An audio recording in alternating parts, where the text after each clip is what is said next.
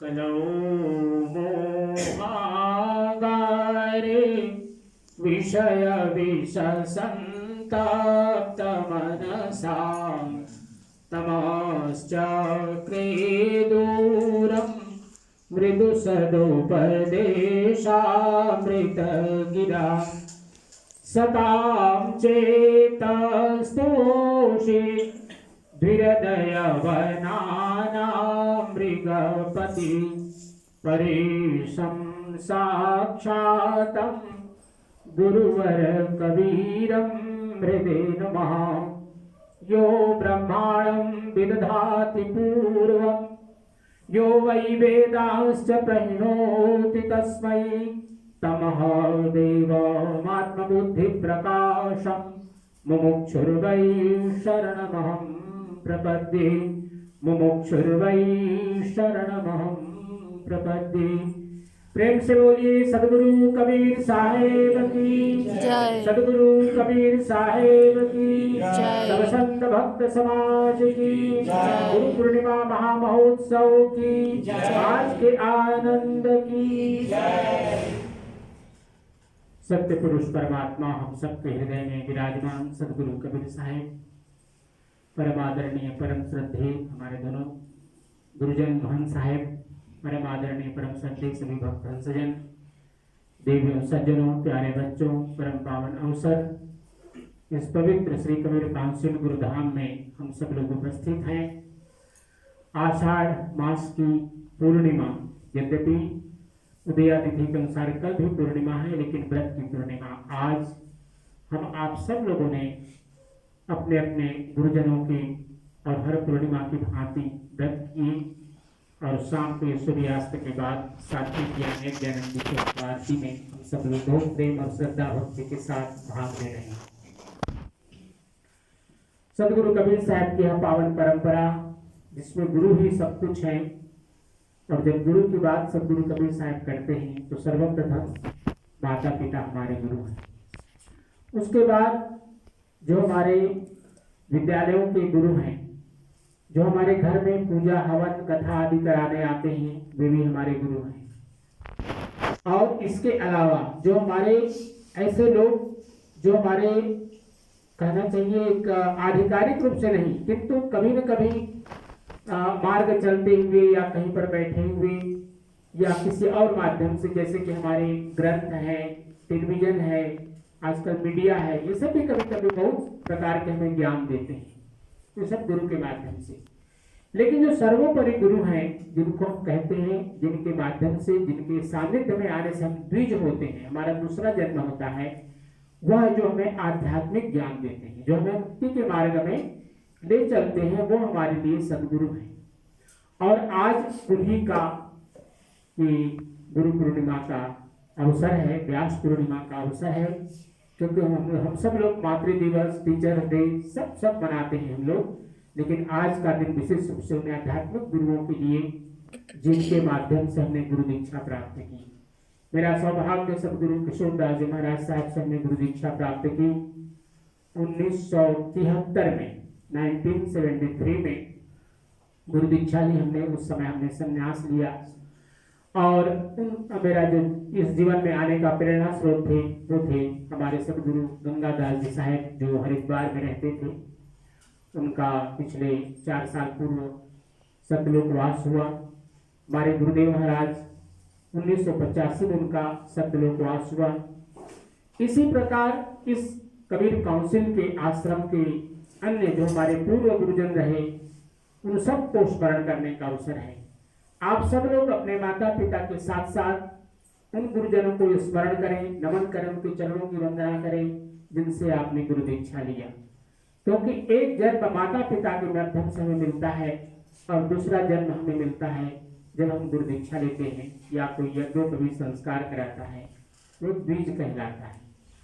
तो एक ऐसी परंपरा जिसमें गुरु ही सर्वोपरि है, और ये कबीर पंथ हम सब लोगों का परम सौभाग्य, इसमें हम लोगों ने जन्म लिया और उस परंपरा में बहुत ही प्रेम और श्रद्धा के साथ, भक्ति के साथ हम सब लोग चल रहे हैं। सदगुरु कबीर साहब ने कहा कि हमें एक जन्म देता है परमात्मा, लेकिन वह जन्म हमारे अनुसार हम उसको चलाते हैं, लेकिन एक जन्म जब सदगुरु देते हैं तो हमें मुक्ति के धाम तक पहुंचाते हैं, मुक्ति की यात्रा कराते हैं। ये हम सब लोगों के लिए परम सौभाग्य है। गुरु है बड़े गोविंद ते, मन में देख विचार, हरि सिरजे ते वार है, गुरु सिरजे ते पार। अर्थात भाव सागर की यात्रा हम सब लोग कर रहे हैं। एक जीवन हम लोग जो सीखते हैं विद्यालयों में जाकर के, विश्वविद्यालयों में जाकर के, वो हमें सामाजिक शिक्षा देते हैं और इस संसार में हम कैसे जिए, विज्ञान, भौतिक विज्ञान, स्वास्थ्य संबंधी अनेक अनेक प्रकार के कृषि कार्य, ये सब हम सब लोग सीखते हैं अपने विद्यालयों में जाकर के। लेकिन ये सभी हमें भव सागर में हम कैसे जिए, इस संसार में कैसे जिए, इसकी हमें रीति बतलाते हैं। लेकिन सदगुरु जब हमारे जीवन में आते हैं तो संसार के जीवन से ऐसा नहीं क्यों कहते हैं कि आप ये सब छोड़ दो, नहीं, इन सब को जीते हुए कैसे हम अध्यात्म में प्रवेश कर सकते हैं। अर्थात गुरु है बड़े गोविंद ते, मन में देख विचार, हरि सिरजे ते, हरि अर्थात परमात्मा, हरि सिरजे ते वार है। अर्थात भव सागर के इस तरफ हम रह जाते हैं अगर परमात्मा के जन्म के अनुसार केवल हम रह गए तो। लेकिन गुरु सृजे ते पार, जब गुरु का सृजन, गुरु जब सृजन करते हैं, एक नई सृष्टि में नया जन्म देते हैं, तो इस भव सागर से पार करा देते हैं। ये गुरु की कृपा है। राम कृष्ण से को बड़ा उनहु तो गुरु की, तीन लोक के वे धनी, गुरु आगे आधे। हम सब लोग इन नामों को जानते हैं। भगवान राम, भगवान कृष्ण अवतार थे, लोग महापुरुष थे। अपने समय के हमारे संस्कृति के संरक्षण में, क्योंकि इन लोगों ने अपना सर्वस्व निछावर किया समाज के उत्थान के लिए, समाज के रक्षण के लिए। और इन्होंने भी जब गुरु के सानिध्य में गए तो गुरु का आश्रय, गुरु के सानिध्य में, गुरु आश्रम में जब गए तो गुरु के अधीन होकर के इन्होंने जीवन बिताया। और इसीलिए एक रामचरितमानस में एक चौपाई आती है, प्रातः ही काल उठहि रघुनाथा, मातु पिता गुरु नावहि माथा। अर्थात भगवान राम जब प्रातः उठते थे तो क्या करते, सर्वप्रथम उनकी तीन माताएं, उनका वंदन, चरण वंदन, पिताजी का चरण वंदन, जो भी उनके और बड़े लोग थे उनका चरण वंदन, और साथ साथ उनके जो गुरु, कुल गुरु थे, गुरु वशिष्ठ, उनका चरण वंदन। तो ये बड़े लोगों का हम लोगों के लिए एक आदर्श स्थापित करना, आप सब लोग जानते हैं, आप लोगों के भी बड़े लोग थे और सब लोग ऐसे ही पूर्णिमा में बैठ करके गुरु पूजा करते थे और इस पूजन के माध्यम से अपने जीवन को मुक्ति के मार्ग तक, सत्यलोक के मार्ग तक उन्होंने यात्रा की। और वही अवसर हमें प्राप्त है। यद्यपि कभी कभी हम सब लोग बहुत प्रकार के ज्ञान प्राप्त करते हैं अन्य अन्य गुरुजनों से, लेकिन जो हमारे कुल गुरु होते हैं उनका एक विशेष महत्व होता है। तो आप सबके भी अपने अपने कुल गुरु हैं, उनका स्मरण करें, उनका ध्यान करें और अपने इस जीवन को प्रशस्त करें।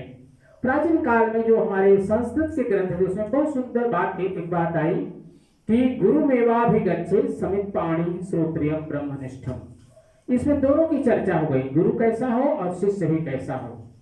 तो शिष्य के लिए कहा गया गुरु मेवाभिगच्छे समित पाणी। समित पाणी का अर्थ यद्यपि समिधा होता है, हवन सामग्री ही आदि जो भी आप यज्ञ में प्रयोग करते हैं या गुरु के पास जाते हैं तो उनके लिए कुछ दान दक्षिणा, फल पुत्र, फल पत्र, पुष्प, कुछ अन्न आदि, वस्त्र आदि लेकर के जाते हैं आप। तो ये शिष्य के लिए कही गई बात। लेकिन जो मुख्य रूप से शिष्य की बात है वह है श्रद्धा, वह है गुरु के प्रति समर्पण।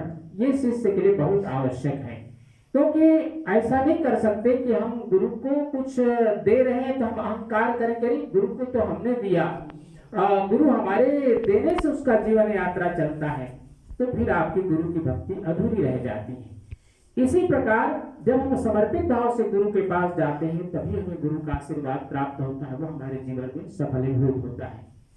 इसी प्रकार कहा गया गुरु के लिए गुरु मेवाभिगच्छे समित पाणी, गुरु कैसा हो, श्रोत्रियम ब्रह्मनिष्ठम। ब्रह्मनिष्ठ का अर्थ होता है कि जो संसार में जी रहा है लेकिन ब्रह्म तत्व के प्रकाश स्वयं के लिए और दूसरों के लिए भी जिसने जीवन को समर्पित किया, ऐसे गुरु ब्रह्मनिष्ठ। श्रोत्रियम, यद्यपि श्रोत्री जो हमारे ग्रंथ हैं, प्राचीन काल में तो ग्रंथ लिखे नहीं जाते थे, सब एक दूसरे से सुन करके ही याद कराए जाते थे, इसलिए श्रुति कहा गया उन्हें। श्रुति में केवल वेद नहीं थे, वेद थे, उपनिषद थे, वेदांत ग्रंथ थे, अनेक अनेक ग्रंथ हैं, महर्षि पतंजलि, जितने भी प्राचीन ग्रंथ थे। लिखने का कार्य बाद में प्रारंभ हुआ, लिपियां जो कि बाद में पत्रों पर लिखे गए, भोजपत्र पर, उसके बाद ये तांबे के उसके पतले पतले पत्र बनाकर उस पर उत्कीर्ण किए गए। तो अनेक प्रकार की एक परंपरा चली लिखने की, लेकिन प्राचीन काल में सब श्रोत्र था, अर्थात श्रुति से। एक गुरु से हमने सीखा, फिर हमने अपने शिष्य को सिखाया, फिर उन्होंने अपने शिष्य को सिखाया, तो एक प्रकार से परंपरा श्रुति की चलती थी। तो श्रुति में श्रोत्रिय ब्रह्मनिष्ठ का अर्थ यह है जिसने गुरु परंपरा से ज्ञान को प्राप्त किया है। ऐसे गुरु के पास जाकर के हम अपने भक्ति को समर्पित करें, जिससे कि हमारा जीवन भी उस श्रोत्र परंपरा से हम भी ज्ञानवान हो जाएं, हम भी भक्तिवान हो जाएं, हम भी अपने जीवन में उन कार्यों को करें जिसके लिए हम अनमोल मानव धन प्राप्त हुआ है।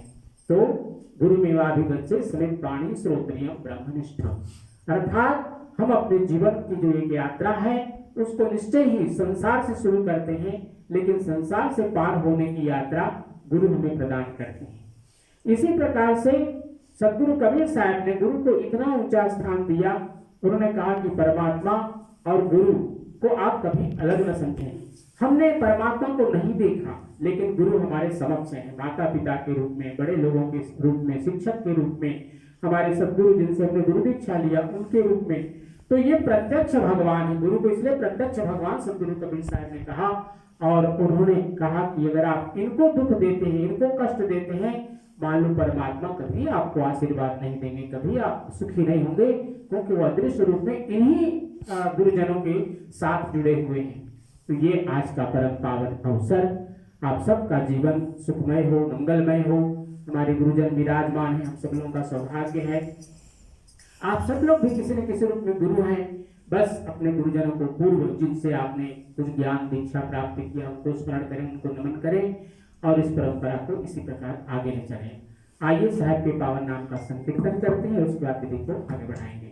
साथ में सब लोग बोलेंगे सत्यनाम सत्यनाम सत्यनाम बोल, जय करुणामय सत्यनाम बोल, सत्यनाम सत्यनाम सत्यनाम बोल, जय करुणामय सत्यनाम बोल, सत्यनाम सत्यनाम सत्यनाम बोल, जय करुणामय सत्यनाम बोल, सत्यनाम सत्यनाम सत्यनाम बोल, जय करुणामय सत्यनाम बोल, सत्यनाम सत्यनाम सत्यनाम बोल, जय करुणामय सत्यनाम बोल,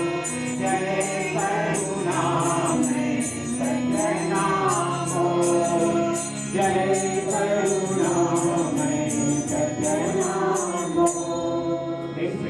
सद्गुरु कबीर साहेब की जय, गुरु पूर्णिमा महामहोत्सव की जय। सब लोग सद्गुरु को वंदनी करेंगे। दिन बाद साहेब वंदनी, साहेब वंदनी, साहेब